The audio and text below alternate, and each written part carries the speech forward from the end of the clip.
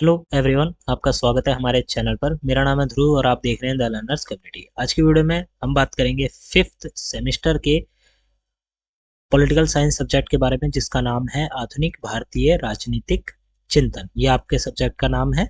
DU SOL NC web के students के लिए ये वीडियो है। फिफ्थ सेमेस्टर है आपका, ठीक है। पॉलिटिकल साइंस सब्जेक्ट है।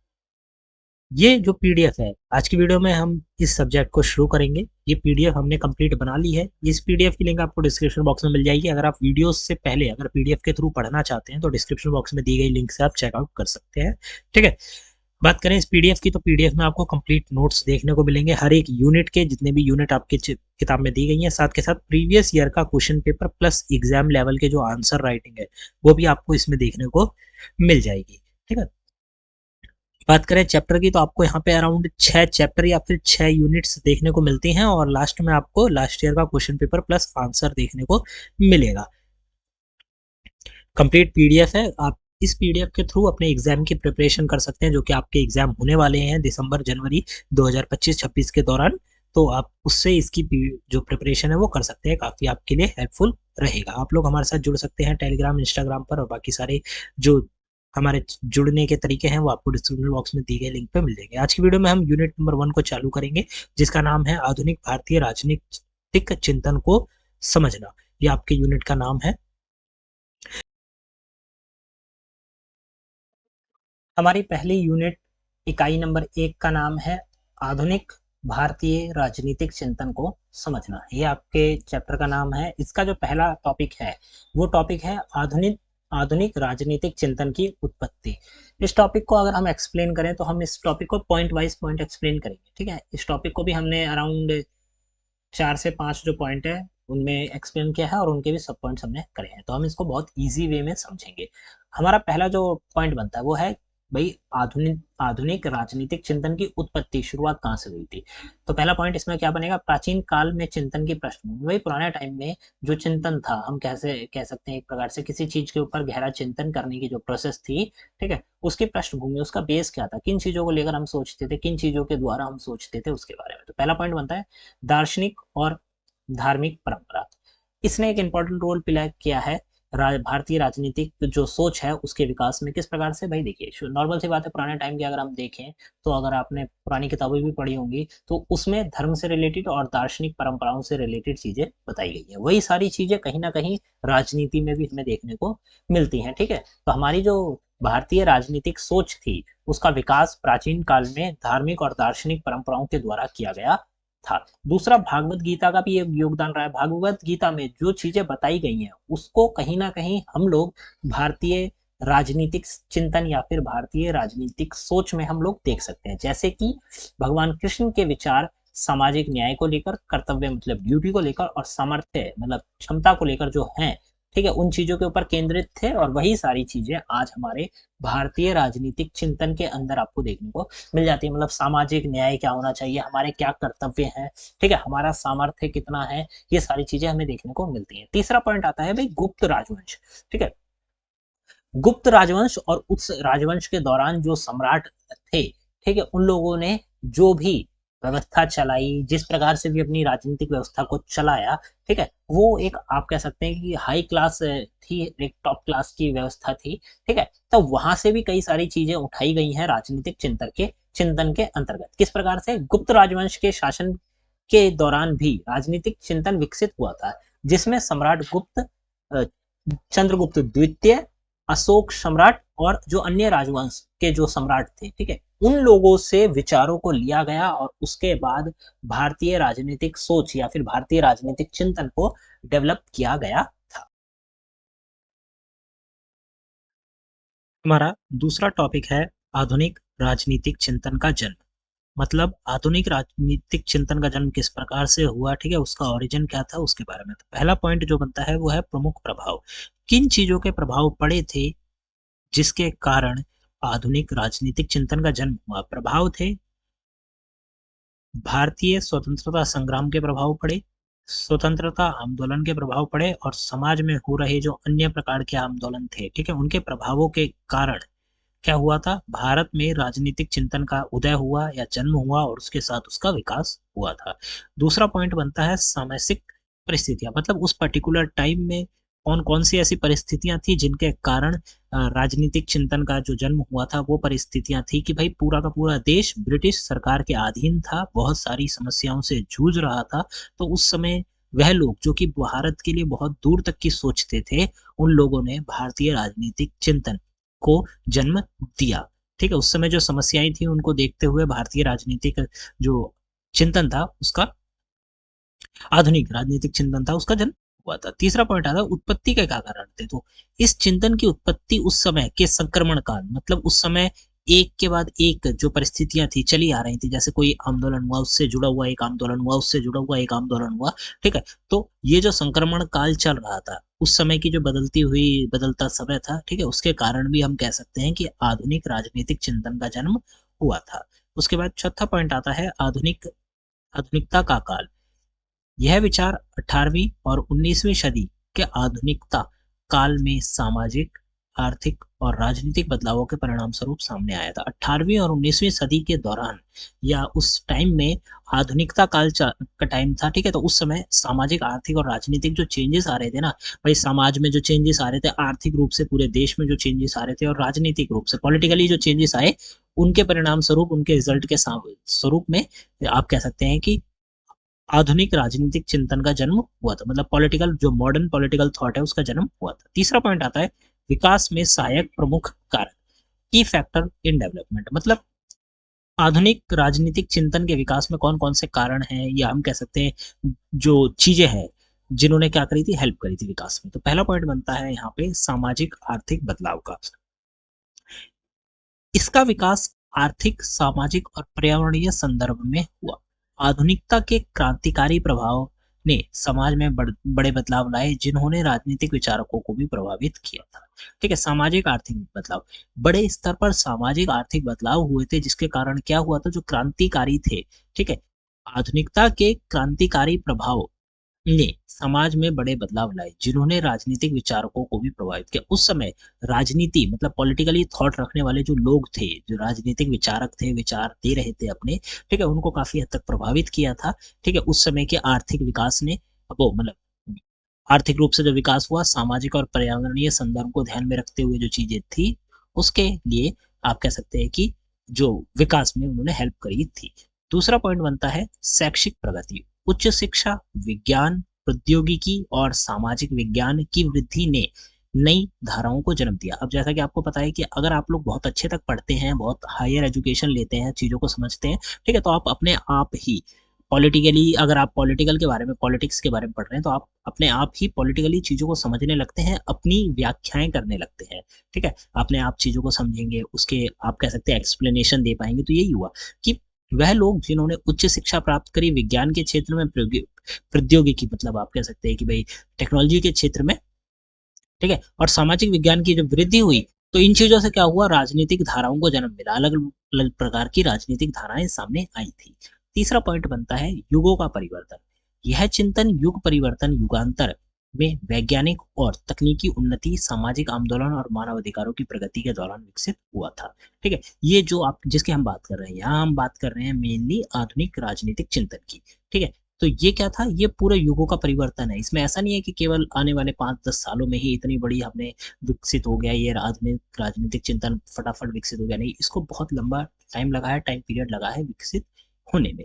ठीक है, इसमें वही वैज्ञानिक और तकनीकी उन्नति आ जाती है, सामाजिक आंदोलन आ जाते हैं, और मानव अधिकारों, मतलब मानवाधिकारों की जो प्रगति है, इसके दौरान ये सारी चीजें विकसित हुई थी। चौथा पॉइंट आता है राष्ट्रीय और अंतर्राष्ट्रीय घटनाएं। यह चिंतन राष्ट्रीय और अंतर्राष्ट्रीय दोनों तरह की घटनाओं से प्रभावित हुआ। ये जो चिंतन है, आधुनिक राजनीतिक चिंतन, ये आप कह सकते हैं कि प्रभावित हुआ था नेशनल लेवल की जो घटनाएं थी और इंटरनेशनल लेवल की जो घटनाएं थी, उन दोनों। चौथा पॉइंट आता है चिंतन का उद्देश्य और प्रभाव। आधुनिक राजनीतिक चिंतन या फिर सिर्फ चिंतन के क्या उद्देश्य है और क्या प्रभाव है, उसके बारे में बात करते हैं। तो यहाँ पे आपका पहला पॉइंट बनता है विचारकों का प्रयास। विभिन्न राजनीतिक विचारकों ने राष्ट्रीय एकता, सामाजिक न्याय और विकास के मुद्दों पर अपने विचार जो है प्रकट किए। उन्होंने विभिन्न धार्मिक, सामाजिक परंपराओं को एक साथ लाने का प्रयास किया, ताकि एक समृद्ध और विकसित भारत की दिशा तय की जा सके। ठीक है, चिंतन के क्या उद्देश्य हैं और उसके क्या प्रभाव पड़े, ये आपके पॉइंट की बात करी जा रही है। ठीक है, तो उद्देश्य की अगर हम बात करें तो जो विचारक थे उन्होंने अपने अलग अलग प्रकार के ना विचार व्यक्त किए थे, ताकि राष्ट्रीय एकता, सामाजिक न्याय और विकास के जो मुद्दे हैं, ठीक है, वो सब के ऊपर उन्होंने अपने विचार प्रकट किए, ताकि जो देश है भारत, वो अलग-अलग धार्मिक, सामाजिक परंपराओं को एक साथ लाया जा सके और पूरे देश को आप कह सकते हैं कि एक समृद्ध और विकसित दिशा में भेजा जा सके, उसकी दिशा तय की जा सके। इसीलिए उन लोगों ने अपने विचार जो थे प्रकट किए थे। ये उसका आप कह सकते हैं कि उद्देश्य है। दूसरा, मूल लक्ष्य। आधुनिक राजनीतिक चिंतन का मूल उद्देश्य राष्ट्र की समृद्धि और सामाजिक समानता को बढ़ाना है। आधुनिक राजनीतिक चिंतन का मूल उद्देश्य हम कह सकते हैं कि जो मेन मोटिव है, ठीक है, वो क्या है? राष्ट्र की समृद्धि, मतलब पूरा देश जो है वो समृद्ध हो और सामाजिक समानता हो, इस चीज को बढ़ावा देना है। तीसरा पॉइंट यहाँ पे बताया गया है, प्रेरणा और समावेश। यह चिंतन एक समृद्ध, समावेशी और विकसित समाज की दिशा में प्रेरित करता है। देखिए, हर एक चीज़ हम कह सकते हैं कि भई हमसे पहले जो हमारे विचारक थे, जिन्होंने भारत के लिए चिंतन किया, सोचा, ठीक है? उन लोगों ने ये सारी चीज़ें अपने-अपने नज़रिए से भारत को किस प्रकार से समृद्ध बनाया जा सके, समावेशी बनाया जा सके और विकसित बनाया जा सके, विकसित समाज बनाया जा सके, इस चीज़ से रिलेटेड उन्होंने अपने जो है थॉट्स दिए थे, ठीक है? तो पूरे के पूरे चिंतन का एक आप कह सकते हैं कि उद्देश्य था कि समृद्ध, समावेशी और विकसित समाज की दिशा में भारत को आगे बढ़ाया जा सके, इसीलिए ये चीजें की गई थी। चौथा पॉइंट आता है न्याय और अधिकार। यह सामाजिक न्याय, अधिकार और समानता को प्रोत्साहित करने का प्रयास करता है। जो आधुनिक राजनीतिक चिंतन है वो सामाजिक न्याय को, अधिकार को और समानता को प्रोत्साहित मतलब और ज्यादा आगे बढ़ाने का काम करता है। यह विभिन्न सामाजिक और आर्थिक परिस्थितियों में न्याय की मांग करता है। ठीक है, अलग अलग प्रकार की परिस्थितियां सामने आ सकती हैं। ठीक है, सामाजिक आर्थिक परिस्थितियों में न्याय की मांग करने के लिए क्या करता है? प्रेरित करता है लोगों को। यह न्याय की बुनियादी बुनियाद पर समाज की नींव रखता है। ठीक है, न्याय की बुनियाद मतलब जस्टिस। न्याय की बुनियाद पर पूरा का पूरा समाज बनाया जाएगा। किसी भी प्रकार की आर्थिक रूप से या सामाजिक रूप से लोगों के साथ भेदभाव नहीं किया जाएगा। न्याय सबके साथ बराबर होगा, सबको समान न्याय दिया जाएगा। इस चीज के ऊपर समाज की नींव रखी जाती है। तो ये आप कह सकते हैं किसका मूल उद्देश्य है? आधुनिक राजनीतिक चिंतन का। पांचवा पॉइंट यहाँ पे बताया गया है राष्ट्रीय स्थिरता। यह राजनीतिक प्रणालियों को ऐतिहासिक परिवर्तन के अनुसार संबोधित करने का प्रयास करता है, ताकि राष्ट्र की स्थिरता और सुरक्षा सुनिश्चित हो सके। ठीक है, मतलब जो आधुनिक आधुनिक राजनीतिक चिंतन है वो राजनीतिक प्रणालियां को प्रोत्साहन, ऐतिहासिक बदलाव, राजनीतिक प्रणालियों को जो ऐतिहासिक बदलाव पुराने टाइम में जो बहुत बड़े बड़े बदलाव हुए उनके अनुसार संबोधित करता है, करने का प्रयास करता है, ताकि राष्ट्र मतलब जो देश है उसकी स्थिरता और उसकी सुरक्षा जो है सुनिश्चित की जा सके, कंफर्म की जा सके। छठा पॉइंट यहाँ पे बताया गया सभी वर्गों का विकास। यह विचार राष्ट्र के सभी वर्गों और समुदायों के विकास का समर्थन करता है। आधुनिक राजनीतिक चिंतन राष्ट्र के सभी वर्गों और समुदायों के विकास का समर्थन करता है। ठीक है, इस प्रकार भारतीय राजनीतिक चिंतन की उत्पत्ति और विकास उस समय की परिस्थितियों, सामाजिक परंपराओं और ऐतिहासिक घटनाओं के तालमेल से हुआ, जिसने भारतीय समाज और राजनीति को एक नई दिशा दी। ठीक है, तो उस समय वही जो भी परिस्थितियां थी, जो भी हम कह सकते हैं कि सामाजिक परंपराएं थी, कोई ऐतिहासिक घटना घटी थी, उन सब चीजों को ध्यान में रखकर, नजर में रखकर आधुनिक राजनीतिक चिंतन को डेवलप किया गया और उसने भारतीय समाज और राजनीति को एक नई दिशा दी थी। ठीक है, तो ये हो जाता है। अब मैं आपको बताऊं इसमें इंपॉर्टेंट क्या है। इसमें इंपॉर्टेंट, सबसे इंपॉर्टेंट आप कह सकते हैं कि ये है चिंतन के क्या उद्देश्य हैं और क्या प्रभाव है। ये क्वेश्चन मेनली कई बार पूछा जा चुका है, पर पूछे जाने के चांसेस बहुत ज्यादा है और चांसेस है कि पूछा जा चुका है। ठीक है, तो ये हो जाता है। उसके बाद आप ऊपर के सारे पॉइंटों को एक बार अच्छे से पढ़ के जाइए, समझ के जाइए। ठीक है, अब बात करते हैं आधुनिक राजनीतिक चिंतन की विशेषताएं क्या क्या है।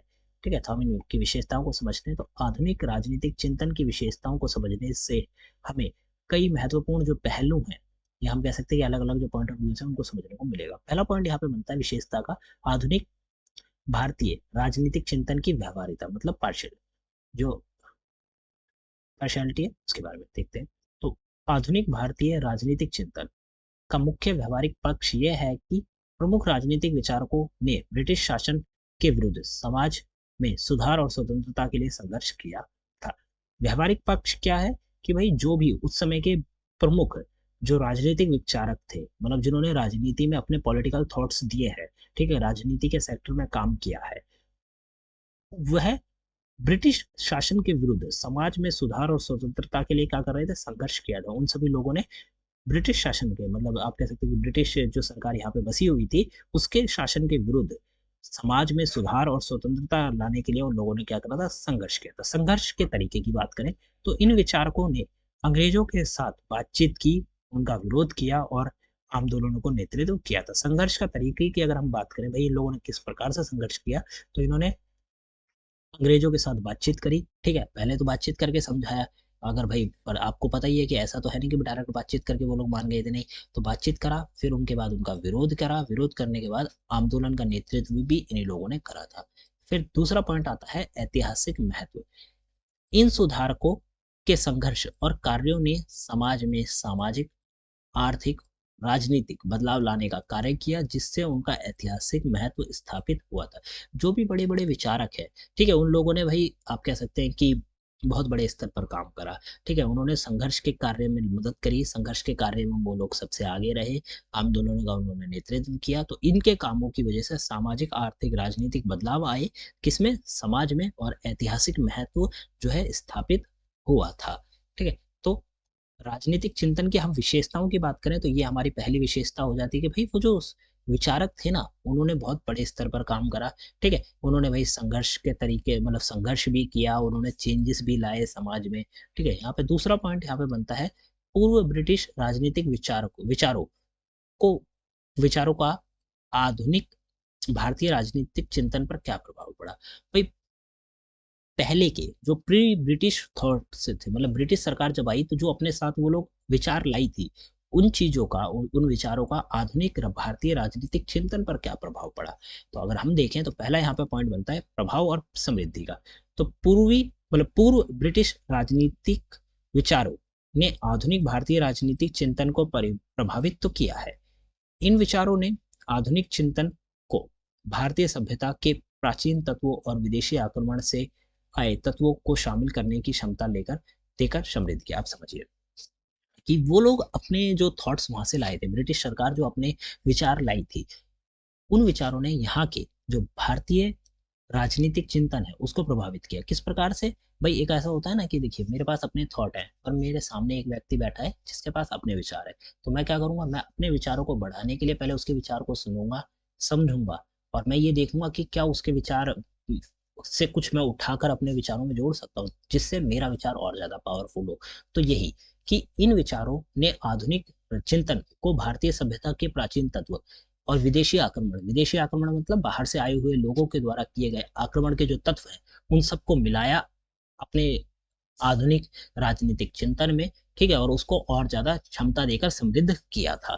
ठीक है, तो ये हो जाता है कि भाई ब्रिटिश सरकार जो लाई लाई, हमने उनके जो थॉट्स थे, तरीके थे, मतलब हम कह सकते हैं कि उनके जो विचार थे, उनके विचारों से जरूरी चीजें ली, अपने में जोड़ी, और उससे क्या हुआ, हमारा विचार और ज्यादा पावरफुल हो गया। तो ये हो जाता है। दूसरा, अध्ययन का केंद्र। इसके अंतर्गत भारतीय संस्कृति, धर्म और समाज के प्रमुख गुणों का अध्ययन और पुनर्विचार किया गया था। अब जब भाई ब्रिटिश सरकार अपने चिंतन के लाई थी, ठीक है, तो उनके चलते चलते भाई भारत में जो पहले से संस्कृति थी, धर्म थे, ठीक है, मतलब धर्म है, संस्कृति है, समाज के जो प्रमुख गुण थे, उन सब के ऊपर पढ़ाई करी गई, उनके ऊपर दोबारा से विचार किए गए। इसका परिणाम क्या निकला, इससे आधुनिक भारतीय राजनीतिक चिंतन की एक सामूहिक और विविध धारा विकसित हुई थी। सामूहिक मतलब बहुत सारे लोगों ने जुड़कर फिर एक अलग प्रकार की विविध धारा बनाई जिसमें बहुत सारे थॉट्स एक साथ थे। यह धारा राष्ट्रीय एकता को लेकर, सामाजिक न्याय को लेकर और समृद्धि की दिशा में आगे बढ़ने के लिए महत्वपूर्ण थी। ये जो धारा थी ये अलग अलग सेक्टर्स में काम करती थी, जैसे राष्ट्रीय एकता के लिए काम करती थी, सामाजिक न्याय के लिए काम करती थी, और समृद्धि की दिशा में आगे बढ़ने के लिए महत्वपूर्ण थी। ठीक है, तो ये परिणाम निकलकर सामने आया कि भाई ब्रिटिश सरकार के द्वारा लाए गए जितने भी उनके थॉट्स थे, हमने उनके थॉट्स को समझा, हमने अपने थॉट्स को समझा, उनके थॉट्स या फिर हम कहें विचारों से जो हमें जरूरी चीज लगी वो हमने ली, अपने में मिलाई और साथ के साथ हमने ये देखा कि हम अपने विचारों को और ज़्यादा कितना पावरफुल बना सकते हैं। ठीक है, उससे क्या हुआ, उसका परिणाम ये निकला कि एक नई और मतलब सामूहिक विविध धारा बन के तैयार हुई। ये धारा राष्ट्रीय एकता के लिए काम करती है, सामाजिक न्याय के लिए काम करती है और समृद्धि की दिशा में एक महत्वपूर्ण रोल प्ले करती है। ये हो जाता है आपका दूसरा जो विशेषता है। ठीक है, आप इन विशेषताओं को अच्छे से समझिए। अगर आपको कुछ भी समझ में नहीं आता, कमेंट बॉक्स में आप कमेंट करिए कि सर हमें ये पर्टिकुलर पॉइंट समझ में नहीं आया, आप हमें बता देंगे। तो जी मैं उसको आपको एक्सप्लेनेशन वर्जन कमेंट में ही दे दूंगा, जितना डिटेल में हो सकेगा या जितना ईजी हो सकेगा दोनों शब्दों में। तीसरा पॉइंट आता है, आधुनिक राजनीतिक चिंतन ने भारत की विविधता की झलक। जो आधुनिक राजनीतिक चिंतन है उसमें भारत की विविधता, यहाँ भारत तो डाइवर्सिफाइड देश है, कंट्री है, यहाँ पे बहुत सारे धर्म, बहुत सारे आप कह सकते हैं कि लोग एक साथ रहते हैं। तो भारत की किस प्रकार का वो देखने को मिलता है, छवि देखने को मिलती है, तो उसके बारे में बात करते हैं। पहला पॉइंट बनता है विविधता का प्रतिबिंब। भारतीय राजनीति भारतीय राजनीतिक चिंतन में भारत की विविधता का प्रतिबिंब एक महत्वपूर्ण और रोचक पहलू है। विचारकों का क्या योगदान है।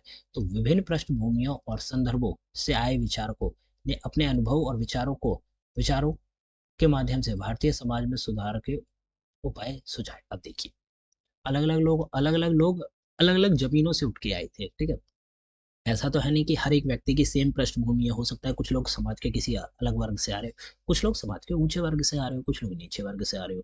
तो ऐसे बहुत सारे लोग उठ के अलग अलग पृष्ठभूमि, मतलब बेस जिनका अलग था, उठ के आए। दूसरा, उन्हीं लोगों ने भाई अपने अनुभव और विचारों के अनुसार भारतीय समाज में सुधार करने के लिए अपने जो आप कह सकते हैं कि सुझाव है या फिर अपने ओपिनियंस है वो दिए थे, वो जरूरी थे। अब समझिए किस प्रकार से, मैं आपको बताता हूँ। इसका नॉर्मल सा उदाहरण ले लेते हैं कि कोई ऐसा व्यक्ति जो कि समाज के निचले दर्जे से आया है, ठीक है, उसने समाज की कई सारी बुरी चीजें देखी है। ठीक है, उसने ये देखा है कि भाई किस प्रकार से भेदभाव किया जाता है। तो वो जब आएगा समाज में ऊंचे पद पर आएगा, तो वो क्या देगा, वो अपना एक ऐसा विचार देगा जिसके माध्यम से समाज में इस प्रकार की चीजों को कम किया जा सके। ठीक है, समाज में सुधार किया जा सके, और तो और सभी वर्गों को समान तरीके से ट्रीट किया जा सके। इस प्रकार की चीजों को वो आगे लाने की कोशिश करेगा। ठीक है, तो ये सारी चीजें थी कि भाई अलग अलग पृष्ठभूमियों से आए थे, उन्होंने अपने विचारों और जो उनके अनुभव थे उनके माध्यम से समाज में सुधार करने के लिए उपाय दिए थे। यहाँ पे पॉइंट क्या है कि भाई क्या छवि देखने को मिलती है। ठीक है, तो वो ये झलक है। अगला पॉइंट है परिवर्तन के लक्ष्य। इस चिंतन ने सामाजिक न्याय, समानता और विकास के लिए नई दिशाएं तय की थी। अब भाई जब झलक देखने को मिलती है तो परिवर्तन तो होंगे ही। अब जो लोग उठ के आए हैं निचले दर्जे से, ठीक है, वो लोग अपने हिसाब से समाज को ढालने की कोशिश करेंगे ताकि उनके साथ जो बुरा हुआ वो आने वाली पीढ़ियों के साथ ना हो। इस चीज को ध्यान में रखते हुए भाई सामाजिक न्याय, समानता और विकास के लिए नई नई दिशाएं तय की गई थी। एकता के प्रयास की अगर हम बात करें तो विचारकों ने, जो विचारक थे, ठीक है, उन्होंने राष्ट्रीय एकता, सामाजिक समरसता और समृद्धि के माध्यम से विभिन्न समाजों को साथ लाने के लिए योजनाएं बनाई थी, जो कि मैंने आपको बताया। ठीक है, समाज में भी ना बहुत सारे पार्ट होते हैं। ऐसा नहीं है कि समाज एकदम बराबर है, समाज में हर एक व्यक्ति एक सेम लेवल पे नहीं, लेवल अलग अलग देखने को आपको नॉर्मल लाइफ में आप खुद देख सकते हैं। ऐसा नहीं है आपको कहीं जाना पड़ेगा, आप खुद देख सकते हैं। तो कोई भी सेम लेवल पे नहीं है, तो परंतु समाज में जो भी अलग अलग लोग हैं, ठीक है, उन सबको साथ लाने के लिए योजनाएं बनाई गई, ये सारी चीजें की गई थी। आखिरी पॉइंट आता है कठिन परिश्रम।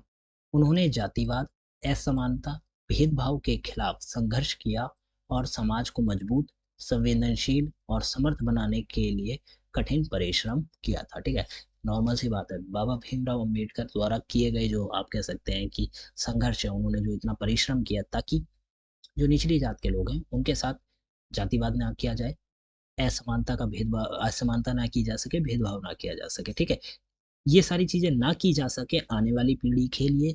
ठीक है, इसीलिए उन्होंने इतना परिश्रम किया था। तो यही चीजें हैं कि भाई उन्होंने बहुत कठिन परिश्रम किया ताकि ये सारी चीजों को खत्म किया जा सके, समाज को मजबूत किया जा सके, संवेदनशील और समर्थ बनाया जा सके। ये हो जाता है। चौथा आप कह सकते हैं कि चौथी विशेषता आती है, वो है भारतीय चिंतन में अंतर्राष्ट्रीय स्तर की घटनाओं एवं क्रांतियों का प्रभाव। भारतीय चिंतन के अंतर्गत जो अंतर्राष्ट्रीय स्तर पर जो घटी घटनाएं थी और जो क्रांतियां थी उनका क्या प्रभाव था। तो अगर हम इसको देखें तो यहाँ पे हमारा पहला पॉइंट बनता है प्रेरणा या स्रोत क्या है इसका। तो आधुनिक भारतीय राजनीतिक चिंतन अंतर्राष्ट्रीय घटनाओं से क्या है, प्रभावित तो रहा है। ठीक है, ऐसा नहीं है कि भाई देश के अंदर हो रही चीजें केवल आप कह सकते हैं कि प्रभावित नहीं होती बाहर की चीजों से, वो होती हैं। किस प्रकार से देखते हैं, प्रमुख घटनाओं की अगर हम बात करें तो विचारकों को यूरोप में राष्ट्रवाद का उदय, अमेरिका फ्रांसीसी और रूसी क्रांतियों का प्रभाव और अयाशी प्रतिरोध जैसी घटनाओं ने प्रेरित किया था। अब समझिए कि जो विचारक थे, जो कि उस समय भारत में आप कह सकते हैं कि पॉलिटिकली थॉट्स डेवलप कर रहे थे अपने, ठीक है, चीजों को समझ रहे थे ताकि बहुत लंबी दूरी तक हम भारत के भविष्य को देख सकें। तो इन विचारक जो थे, इनको कई चीजों ने प्रभावित किया। जैसे कि यूरोप में जो राष्ट्रवाद का उदय हुआ था, उसने अमेरिका और फ्रांसीसी और रूसी, अमेरिका में, फ्रांस में, और जो रूसी क्रांतियां हुई थी, इन चीजों ने इन लोगों को प्रभावित किया। साथ में, सॉरी, मैंने इस शब्द को गलत पढ़ दिया था, ये आयरिश है। ठीक है, आयरिश प्रतिरोध जो था, इन घटनाओं ने विचारकों को काफी हद तक क्या करा था, प्रभावित किया था। इसका महत्व क्या निकल के सामने आया, यह चिंतन भारतीय समाज की समस्याओं और उनके समाधान के लिए महत्वपूर्ण निर्देश प्रदान करता है और राष्ट्र के विकास में योगदान करता है। देखिए, यूरोप में राष्ट्रवाद का उदय हुआ, इस चीज ने विचारकों को प्रभावित किया। तो विचारकों ने भाई सोचा, आप कह सकते हैं कि वो उस समय अपने थॉट्स को डेवलप कर रहे थे, तो उन्होंने सोचा कि ये हो सकता है कि ये इन फ्यूचर हमारे यहाँ भी हो जाए। ठीक है, तो इस चीज को ध्यान में रखते हुए उन्होंने अपने अपने विचारों को डेवलप किया। साथ के साथ जो अलग अलग क्रांतियां हो रही थी अलग अलग जगहों पर, जैसे अमेरिका में, फ्रांस में या रूस में, तो उन क्रांतियों से भी वही लोगों, विचारकों ने समझा कि भाई हो सकता है इन फ्यूचर ऐसा यहाँ पे भी कभी हो जाए। तो उस चीज को ध्यान में रखते हुए भी उन्होंने अपने जो आइडिया है, थॉट्स है, उनको डेवलप किया। और जो आयरिश प्रतिरोध था, उस चीज को भी ध्यान में रखकर हुआ। तो भारतीय समाज की जो समस्याएं हैं, उनके समाधान के लिए महत्वपूर्ण निर्देश प्रदान किए गए थे इन सभी चीजों के द्वारा, इन सभी अंतर्राष्ट्रीय घटनाओं के द्वारा। और राष्ट्र को, राष्ट्र मतलब देश को विकास में योगदान करते हैं ये सारी चीजें। ये हो जाता है चौथा पॉइंट। पांचवा पॉइंट आता है उदारवादी चिंतन, लिबरल थॉट्स। इसका महत्व क्या है, आधुनिक भारतीय राजनीतिक चिंतन में उदारवादी सुधारकों का महत्व अत्यधिक है। ठीक है, जो लिबरल थॉट्स है ना, या उदारवादी जो चिंतन किया गया लोगों द्वारा, उसका भी एक इंपॉर्टेंट रोल है, उसके बारे में बात करें। ठीक है, तो उसकी भूमिका क्या है, वे भारतीय समाज के सुधार और आधुनिकीकरण का सक्रिय रूप प्रदान समर्थन करते हैं। ठीक है, ये जो उदारवादी चिंतन है ना, ये क्या करते हैं, भारत समाज में सुधार के लिए आधुनिकीकरण का सक्रिय रूप से समर्थन करते हैं, मतलब एक्टिवली उसका समर्थन करते हैं, ताकि समाज में सुधार किया जा सके, आधुनिकीकरण। ठीक है, सुधार और आधुनिकीकरण दोनों चीज की जा सके, इसके लिए वो एक्टिवली इसका समर्थन करते हैं। प्रमुख सुधारक की बात करें, ऐसे लोग जो कि पूरी तरह से इस चीज को मानते थे, वो थे राजा राम मोहन राय, गोपाल कृष्ण गोखले, फिर एमडी राणे, फिर दादा भाई नौरोजी, ठीक है, नौरोजी, एस एन बैनर्जी, फिर सर सैयद अहमद खान जैसे उदारवादी सुधारकों ने समाज के विकास में योगदान दिया था। ये मैंने आपको नाम बताए, ये उदारवादी सुधारक थे भारत में। ठीक है, जिन्होंने समाज के योगदान के लिए अपना योगदान दिया था, इन्होंने बहुत संघर्ष किया था कि आप क्या कह सकते हैं कि विकास जो भारत आज है। ठीक है, ऐसा नहीं है कि कुछ ही लोगों ने केवल रोल प्ले किया है, नहीं, बहुत बड़ी संख्या में लोगों ने रोल प्ले किया है ताकि भारत जो आज है वो बन सके। ठीक है, तो इन लोगों ने भी अपना रोल प्ले किया ताकि समाज को विकास किया जा सके, भारत को आगे बढ़ाया जा सके। तो ये वो लोग हैं। सुधार कार्य की अगर हम बात करें, तो राजा राम मोहन राय ने सती और बाल विवाह जैसी पुरानी प्रथाओं के खिलाफ आंदोलन चलाकर सामाजिक सुधार के प्रयास की शुरुआत की। राजा राम मोहन राय ने सती प्रथा और बाल विवाह, इन दोनों जो आप कह सकते हैं कि गलत प्रथाएं थी, जो बहुत लंबे समय से चली आ रही थी, इन प्रथाओं के खिलाफ आंदोलन चलाकर इन्हें खत्म करने के लिए सामाजिक सुधार का काम किया। फिर एमडी राणे ने धार्मिक और शैक्षिक सुधारों में महत्वपूर्ण भूमिका निभाई। फिर एस एन बैनर्जी आते हैं और सर सैयद खान अहमद आते हैं, अहमद खान आते हैं। उन्होंने क्या करा था, उन्होंने महिला अधिकार और शिक्षा को महत्वपूर्ण मानते हुए योगदान दिया था। उन लोगों ने महिलाओं के अधिकार को लेकर और शिक्षा मतलब एजुकेशन को इम्पोर्टेंट देते हुए बताया कि ये कितनी जरूरी है समाज में। ठीक है, और इसको आगे से आगे बढ़ाने के लिए उन्होंने अपना योगदान दिया था। ये हो जाता है। इसके प्रभाव क्या निकले, इन सुधारकों के संयुक्त योगदान ने भारतीय समाज को एक नई दिशा में आगे बढ़ने में मदद करी थी। ठीक है, तो जो भारत आज है, अगर ये लोग कभी, मैं नॉर्मल से आपको उदाहरण देता हूँ, अगर राजा राम मोहन राय कभी भी सती प्रथा या बाल विवाह के खिलाफ खड़े नहीं होते। तो हो सकता था कि वो प्रथा आज भी हमें देखने को मिलती। ठीक है, हो सकता है कि एस.एन. बैनर्जी या फिर सैयद सैयद खान, ये लोग महिला अधिकार या फिर शिक्षा के लिए बात नहीं करते। ठीक है, तो हो सकता था कि हमें जो आज हम लोग देख रहे हैं वो चीज़ें देखने को नहीं मिलती। तो ये सारी चीज़ें आपको समझनी पड़ेंगी कि ये इन लोगों के द्वारा किए गए प्रयास हैं जो कि आज हम लोग देख पा रहे हैं। ठीक है, आपको क्वेश्चन पूछा जा सकता है कि आधुनिक भारतीय राजनीतिक चिंतन की विशेषताओं के ऊपर वर्णन करें। ठीक है, तो क्वेश्चन ऐसे आएगा, आपको जो मैंने पॉइंट ऊपर बताए हैं, जैसे ये वाला पॉइंट है छठा, ये पॉइंट आपको इतना लिखना है। ठीक है, इन 3-4 पॉइंटों का एक बड़ा सा पैराग्राफ मतलब 5 से 6 लाइन का मिलता जुलता पैराग्राफ आपको बना देना है। ठीक है, वो पैराग्राफ आपको बना के अपने आंसर में लिख देना है, तो आपका जो आंसर है वो कंप्लीट तैयार हो जाएगा। ठीक है, ऐसे ही आपको 6 पॉइंट नॉर्मली बनाने होते हैं, तो 6 पॉइंट आपको बनाने पड़ेंगे, आपका आंसर जो है कंप्लीटली तैयार हो जाएगा। ठीक है, तो अब हम बात करते हैं अपने छठे पॉइंट की। हमारी अगली और छठी विशेषता है आधुनिक भारतीय राजनीतिक चिंतन में विविध विचारधाराएं। भारतीय राजनीतिक चिंतन में विविध विचारधाराओं का मतलब है कि डाइवर्स आइडियोलॉजीज। इसका मतलब है कि भाई विचारधाराओं में अलग अलग प्रकार के लोग हैं। ठीक है, उनकी अपनी अपनी विचारधाराएं हैं, तो उसके बारे में इसकी विशेषता उसकी विचारधारा की विविधता है। ठीक है, आधुनिक राजनीतिक जो भारत चिंतन है, ठीक है, उसकी अगर हम बात करें तो उसकी एक विशेषता क्या है कि उसमें विचारधाराएं जो है वो विविध हैं, बहुत सारी अलग अलग लोगों की अपनी है। इसमें उदारवादी अवेलेबल है, समाजवादी है, आर्थिक विकास के बारे में लोग सोचते हैं, राष्ट्रवाद के बारे में लोगों की अपनी पर्टिकुलर सोच है, फिर भारतीय संस्कृति के प्रति आस्था, जैसे जो अलग अलग पहलू हैं वो सब इसमें शामिल है। यह चिंतन विविध विचारधाराओं के संयोजन से उत्पन्न हुआ है। ये जो चिंतन है, कौन सा? आधुनिक भारतीय राजनीतिक चिंतन अलग अलग प्रकार की विचारधाराओं का संयोजन, मतलब उनको मिलकर बनाया हुआ है। उदारवाद और समाजवाद। उदारवाद समाज में समानता, समरसता और सामाजिक न्याय को प्रोत्साहित करता है। समाजवाद की अगर हम बात करें तो समाजवाद ने गरीब और असमानता के खिलाफ संघर्ष किया और विकास के लिए समाज के सभी वर्गों को शामिल करने का प्रयास किया है। उदारवाद क्या करता है? समानता, समरसता और सामाजिक न्याय की बात करता है, और जो समाजवाद है वो गरीबी, असमानता के खिलाफ क्या करता है? संघर्ष करता है, और विकास के लिए समाज के जो अलग अलग वर्ग है उन सबको एक साथ लाता है, शामिल करने का प्रयास करता है। राष्ट्रवाद और संस्कृति की अगर हम बात करें तो राष्ट्रवाद ने राष्ट्र की स्वतंत्रता, सुरक्षा और सम्मान को महत्व दिया।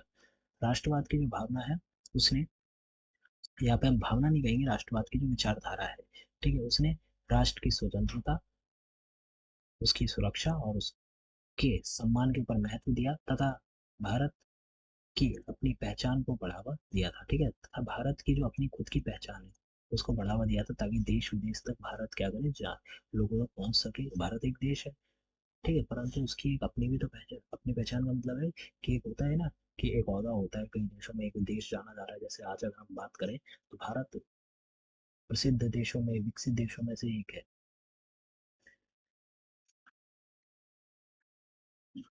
लास्ट पॉइंट है राष्ट्रवाद और संस्कृति के। तो राष्ट्रवाद ने राष्ट्र की स्वतंत्रता, सुरक्षा और सम्मान को महत्व दिया, तथा भारत की अपनी पहचान को बढ़ावा दिया था।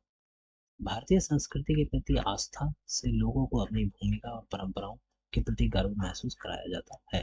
ठीक है, राष्ट्रवाद की जो भावना है, ये विचारधारा है, उसने स्वतंत्रता और सम्मान के प्रति जो है ज्यादा महत्व दिया, उन चीजों के ऊपर ध्यान दिया, ताकि भारत अपनी एक अलग से पहचान बना सके कई सारे देशों में, जो कि आज के समय में हम लोग देख सकते हैं। दूसरा, जो संस्कृति है, भारतीय संस्कृति, उसके प्रति लोगों को अपनी भूमिका, अपनी परंपराओं का याद रहे, वो लोग उसके ऊपर गर्व कर सकें, इस चीज को बढ़ावा दिया था। सातवां यहाँ पे जो विशेषता है वो है सामाजिक और आर्थिक सुधार, सोशल और इकोनॉमिक रिफॉर्म्स। ठीक है, तो इसका पहला पॉइंट क्या है? सुधार पर बल। भारतीय राजनीतिक चिंतन ने सामाजिक और आर्थिक सुधारों को महत्वपूर्ण स्थान दिया था। ठीक है, जब भारतीय विचारक जब सोच रहे थे कि भाई किस प्रकार से भारत की राजनीति होनी चाहिए, किस प्रकार से चीजों को चलाना है, ठीक है, तो उस समय सामाजिक आर्थिक सुधार के ऊपर इम्पोर्टेंट जो है, आप कह सकते हैं कि उनको इम्पोर्टेंट प्लेस दी गई थी, एक महत्वपूर्ण स्थान दिया गया था। दूसरा, समानता का प्रयास। उदारवादी सुधारकों ने भारतीय समाज में विभिन्न जातियों और समुदायों के बीच सामाजिक समानता को बढ़ावा देने का प्रयास किया था। ठीक है, भारत में मैं आपको नॉर्मली बताता हूँ कि भारत में जितने भी बहुत बड़े विचारक हुए हैं ना, वो हमेशा यही चाहते थे कि भारत में समाज में जितने भी लोग हैं, ठीक है, वो सब समाज में कोई भी ऊंचा नीचा जातिवाद या फिर अमीर गरीब, अमीर गरीब का तो एक प्रकार से कह सकते हैं कि ये चीजें तो समय के साथ साथ देखने को मिलेगी, परंतु ट्रीटमेंट जो है वो सबको समान किया जाना चाहिए। ठीक है, सबको समान किया जाना चाहिए। तो ये बात उन लोगों ने कही थी। यह चिंतन राष्ट्रीय एकता, सामाजिक समानता और आर्थिक स्वावलंबन की ओर एक महत्वपूर्ण कदम था। ये जो चिंतन था, ये राष्ट्रीय एकता को लेकर, सामाजिक समानता और आर्थिक स्वावलंबन को लेकर एक महत्वपूर्ण कदम